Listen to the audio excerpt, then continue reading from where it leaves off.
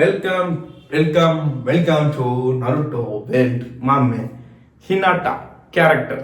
Hinata பற்றி பேசுங்க bro அப்படின்னா என்ன பேசுறது? ஒன்று தான் நான் கேட்பேன். எனக்கு லவராகவோ ஒய்ஃபாகவோ யாராவது கிடைச்சா ஹினாட்டா மாதிரி வந்தால் போதும். ஏன்னா அது கேரக்டர் வந்து எங்கேயுமே நம்மளை இரிட்டேட் பண்ணவே பண்ணாது. ஸோ அவர் ஒன் சைடு லவ் மாதிரி தான். ஸோ நருட்டோங்கிற சாகுரா அப்படின்னு சுற்றிட்டு இருப்போம். அப்போது நருட்டோக்கே தெரியாமல் ஹினாட்டா லவ் பண்ணிட்டு இருப்போம். அது ஒரு பீரியட் ஆஃப் ஜூனில் தெரிய வந்து நருட்டோ வெட் ஹினாட்டா அப்படின்னு. ஸோ ஹினாட்டா ஓகே, அந்த ஹினாட்டா பற்றி சொல்லணும்னா அவங்க ஒரு தனி பரம்பரை, அவங்களுக்குன்னு ஒரு தனி அந்த 8 ராம்ஸு, அப்புறம் 16, 32, 64, 128, 256 அது ஒரு மாதிரி கட்டமைப்பு. அது அவங்களுக்குன்னு ஒரு ஆர்ட் ஃபார்ம் ஒன்று இருக்கும். ஸோ அதை வந்து கஷ்டப்பட்டு கற்றுக்கிட்டு நருட்டோவை இம்ப்ரெஸ் பண்ணுவா. ஸோ பெஸ்ட் மூமெண்ட் அப்படின்னு ஹினாட்டாவை பார்த்தீங்கன்னா, ஹினாட்டா வந்து ரொம்ப சின்ன வயசுலேயே வந்து பார்த்தீங்கன்னா நருட்டோவை பார்த்துருப்போம். அப்பயே வந்து நருட்டோவுக்கு மேலே அவளுக்கு ஒரு ஆசை, ஒரு ஈர்ப்பு இருந்திருக்கும். ஒரு லவ்வுக்கு ஒரு க்ரஸ், அந்த க்ரஸ் தான் ஃபியூச்சரில் லவ்வாக மாறி இருக்கும்.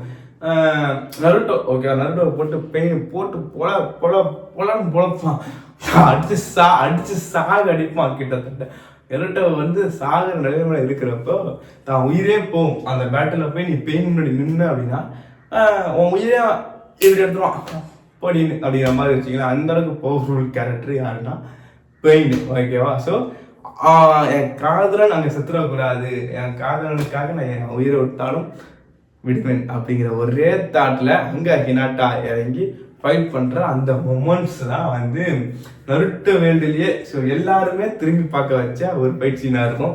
அந்த அளவுக்கு பெஸ்ட் மொமெண்ட்டாக இருக்கும். மற்றபடி ஹினாட்டா ஆர்மி கிளப்ஸ்ன்னு சொல்லிட்டு ஒரு கூட்டம் சுற்றிட்டு இருக்கோம். அந்த கூட்டத்தில் நானும் வரதுனா ஹினாட்டா பிடிக்கும். அது கேரக்டர் எப்படின்னா அழகாக இருக்கும் பார்க்க, சுப்பியா நமக்கு ஒரு மாதிரி ஒரு கிரேஸை உண்டாகும். அதனாலேயே நமக்கு அதை பண்ணலையே லவ் பண்ண தோணும். அது பொம்மைடா, பரவாயில்லடா. நான் வந்து உண்மையான கதை சொன்னேன், நீங்கள் நினைக்கிற மாதிரிலாம் கிடையாதுடா.